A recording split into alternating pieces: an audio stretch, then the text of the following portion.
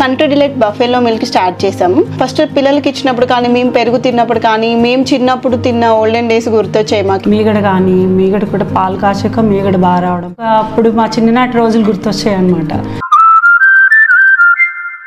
తెలంగాణ రాజకీయ విషయానికి వస్తే టార్గెట్ తెలంగాణ తాజా పరిణామాలని అనుకూలంగా మలుచుకునే దిశగా భారతీయ జనతా పార్టీ అధిష్టానం బీఆర్ఎస్ బలహీనపడితే బీజేపీ బలం పుంజుకుంటుందనే అభిప్రాయం 10-11 తేదీల్లో రాష్ట్ర నేతలతో భేటీ, పార్టీ బలోపేతానికి వ్యూహరచన అనే వార్తను చూస్తున్నాం సార్.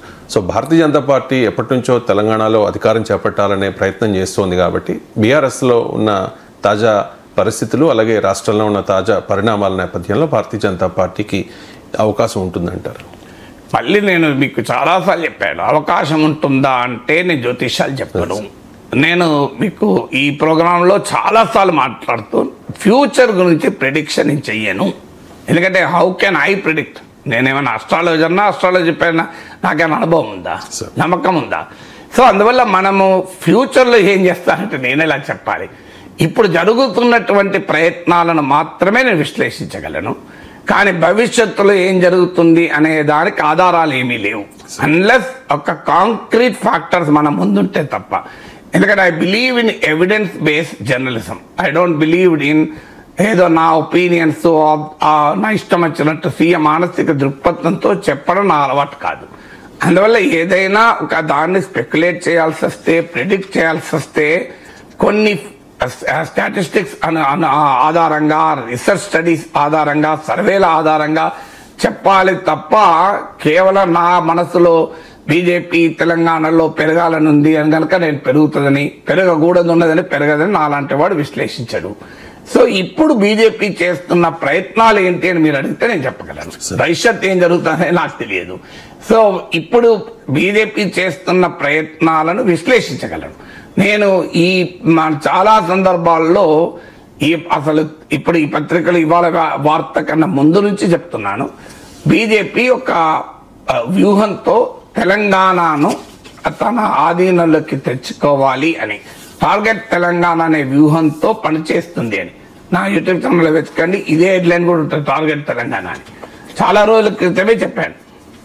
ఇందులో ఈ వ్యూహ రచనలో ఒకటి ఏంటంటే సౌత్ ఇండియాలో పెనట్రేట్ కావాలి అన్నది బీజేపీ లక్ష్యం. మిషన్ సౌత్ అని మనం చాలాసార్లు మాట్లాడుకున్నాం. మీకు 2014 ఎన్నికల్లో బీజేపీ నార్త్ అండ్ వెస్ట్రన్ ఇండియాలో కన్సాలిడేట్ అయింది. 2019లో ఈస్ట్ వర్డ్ ఎక్స్పాన్షన్ జరిగింది. 2019లో అది మరింత కన్సాలిడేట్ అయి ఒరిస్సాలో అధికారంలోకి వచ్చింది. ఈ ప్రాసెస్ లో ఇక కొరకరాని కొయ్యగా మిగిలింది బీజేపీకి సౌత్ లో ఇప్పటికే కర్ణాటకలో బీజేపీ గతంలో అధికారంలోకి వచ్చింది. ఇప్పటికీ కూడా పార్లమెంట్ స్థానాలు ఎక్కువగా బీజేపీయే గెలుచుకుంది కర్ణాటకలో. సో అందువల్ల ఇక సౌత్ లో బీజేపీకి ఉన్న మరొక ఆశ తెలంగాణ. సో అందువల్ల తెలంగాణలో ఆ స్కోప్ ఉందని బీజేపీ భావిస్తోంది. సో భావిస్తోంది అన్నదానికి ఆధారంగా ఎలక్షన్ రిజల్ట్స్ కూడా ఉన్నాయి. మీకు 2007 అసెంబ్లీ 2018 అసెంబ్లీ ఎలక్షన్ లో 7% వచ్చింది ఓటింగ్. 2023 అసెంబ్లీ ఎన్నికలకు వచ్చే వరకు అది 20% పెరిగింది. 14% పెరిగింది. అంటే 2018లో 7% వస్తే అసెంబ్లీ ఎలక్షన్ లో 2023లో 14% వచ్చింది. అంటే 100% గ్రోత్ ఉంది బీజేపీ ఓటింగ్ లో. నేను అసెంబ్లీ ఎలక్షన్లతో పోలుస్తున్నాను, లోక్సభ ఎలక్షన్లు లోక్సభతో పోలుస్తున్నాను. ఎందుకంటే ఆపిల్స్ తోనే పోల్చాలి, ఆరెంజెస్ తో పోల్చాలి కనుక. 2023-2018 మధ్య కాలంలో 7% నుంచి 14% అయింది బీజేపీ ఓటింగ్. ఇక లోక్సభ ఎలక్షన్స్ లో 2019లో 20% వచ్చింది బీజేపీకి ఓటింగ్. 2024లో 35% వచ్చింది. అంటే నియర్లీ 75% గ్రోత్ లోక్సభ ఎన్నికల ఓటింగ్ లో కూడా ఉంది. 2018లో బీజేపీకి ఒక్క సీటే వస్తే 2023లో 8 అసెంబ్లీ సీట్లు తెచ్చుకుంది. 2019లో 4 లోక్సభ సీట్స్ బీజేపీకి వస్తే 2024లో 8 లోక్సభ సీట్స్ వచ్చాయి. అందువల్ల number of seats, MLA seats, MP seats రీత్యా చూసుకున్నా, అసెంబ్లీ ఎన్నికల్లో, లోక్సభ ఎన్నికల్లో ఓటింగ్ ప్యాటర్న్ రీత్యా చూసుకున్నా చాలా స్పష్టంగా బీజేపీ తెలంగాణలో పెరుగుతుంది.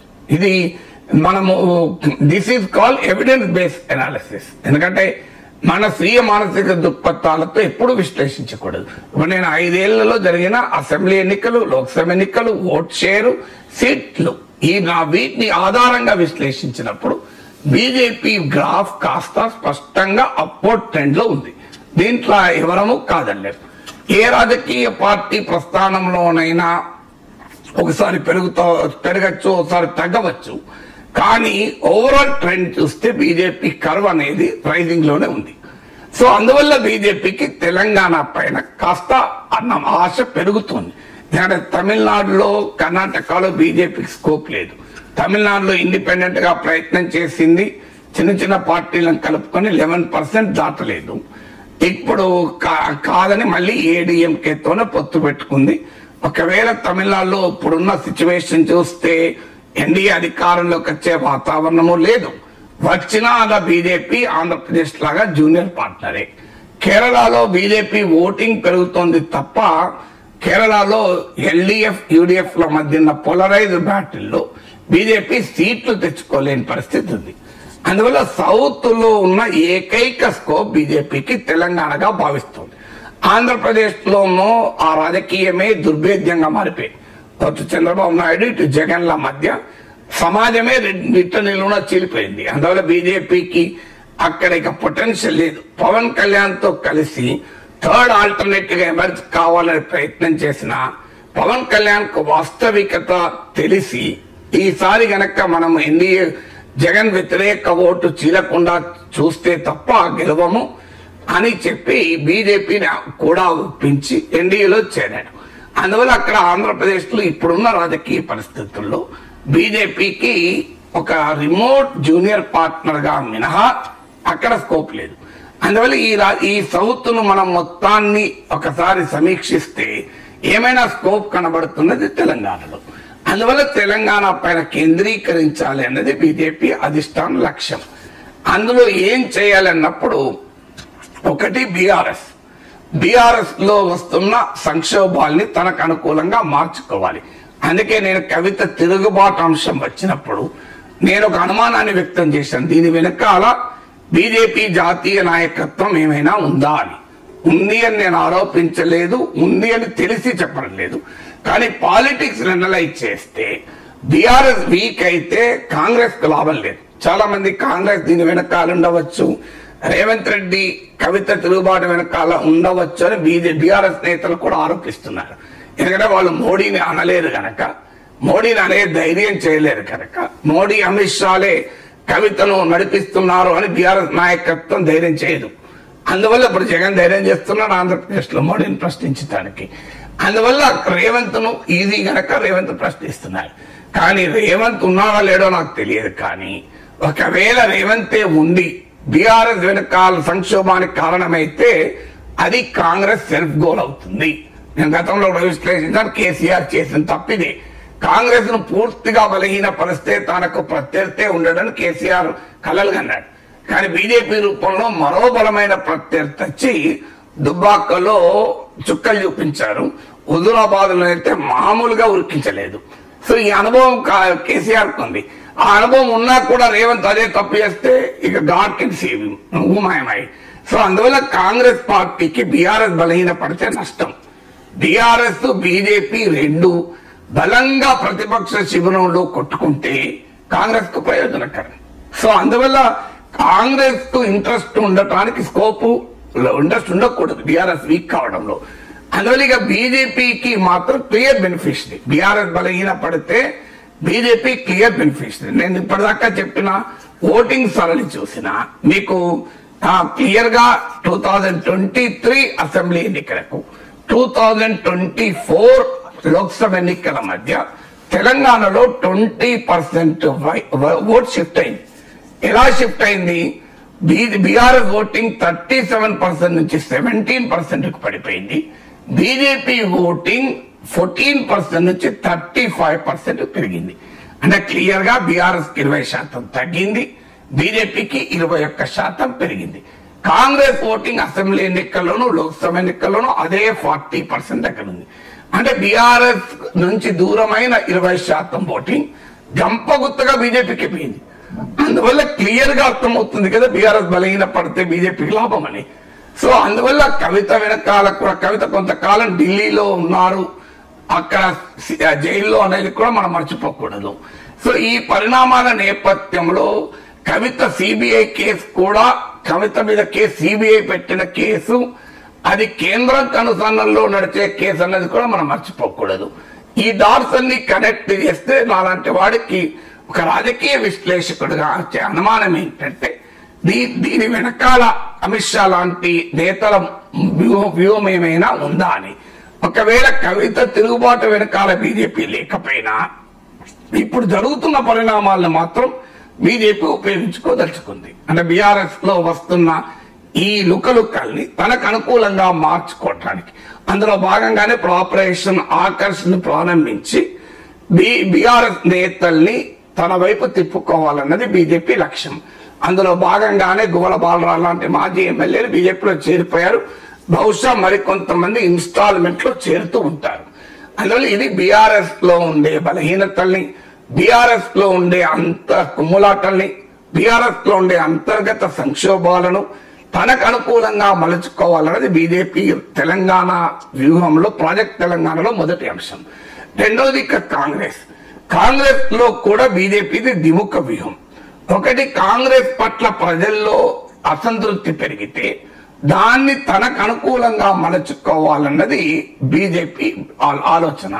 సో క్షేత్రస్థాయి నుంచి కూడా వస్తున్న సమాచారం మనకి ఏంటి క్లియర్ గా కనబడుతుంది అంటే కాంగ్రెస్ ప్రభుత్వం పట్ల కొన్ని విషయాల్లో అసంతృప్తి పెరుగుతోంది. అది ఇప్పుడే తీవ్ర వ్యతిరేకతగా ఏర్పడి సుడిగుండంగా మారి కాంగ్రెస్ పార్టీని దెబ్బతీస్తుందనే కంక్లూజన్ ఇవ్వడం లేదు, కానీ అసంతృప్తి మాత్రం క్లియర్ గా పెరుగుతుంది. మీరు కాంగ్రెస్ నాయకులు అడిగినా చెప్తారు. నాలాంటి వాళ్ళతో మాట్లాడే క్షేత్రస్థాయి కాంగ్రెస్ నేతలు ఓపెన్ గా చెప్తుంటారు, మీరన్న నిజం సార్, అసంతృప్తి పెరుగుతుందని. అందువల్ల కాంగ్రెస్ ప్రభుత్వ విధానాల పట్ల పెరుగుతున్న అసంతృప్తిని ఎన్కాష్ చేసుకోవటానికి బీజేపీ ఒక రాజకీయ వ్యూహం ఏంటంటే కాంగ్రెస్ ప్రభుత్వ వైఫల్యాల పైన బలంగా పోరాడాలి అని నిర్ణయం తీసుకుంది. ఇది నేను ఇక 2B ఏంటంటే కాంగ్రెస్ లో కూడా రేపు కాంగ్రెస్ పార్టీ పట్ల అసంతృప్తి పెరిగి కాంగ్రెస్ గెలవదు అనే భావన గనక వస్తే రాజకీయ వర్గాల్లో షిఫ్ట్లు మొదలైతాయి. కాంగ్రెస్ లో కూడా అంతర్గత కుమ్ములాటలు మామూలు స్థాయిలో ఉండవు కదా. కొంతమేరకు ఇప్పటి వరకు ఈ 2 years లో, నియర్లీ 2 years లో కాస్త మేనేజ్ చేసుకున్న కాంగ్రెస్ పార్టీ సహజ స్వభావం వల్లనే ఆ పార్టీలో నిరంతర డిసిడెన్స్ ఉంటుంది, అసమ్మతి ఉంటుంది. సో దాన్ని కూడా తనకు అనుకూలంగా మలుచుకొని కాంగ్రెస్ నేతలకు కూడా, ఈవెన్ రేవంత్ కేబినెట్ లో మంత్రులకు కూడా గాలం వేయాలన్నది బీజేపీ లక్ష్యం. దీనికి తోడు డీలిమిటేషన్ వస్తుంది. డీలిమిటేషన్ లో కూడా కాన్స్టిట్యుయెన్సీస్ ను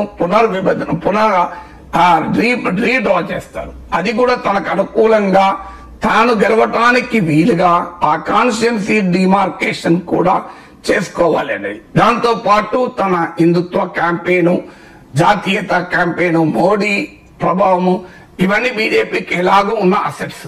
సో అందువల్ల ఈ రకమైన వ్యూహంతో తెలంగాణలో అధికారంలోకి రావాలనేది బీజేపీ ప్రయత్నం. ఇక వస్తుందా లేదా, ఏ ప్రభావం ఉంటుంది అనేది జోస్యం, అది నాకు తెలియదు.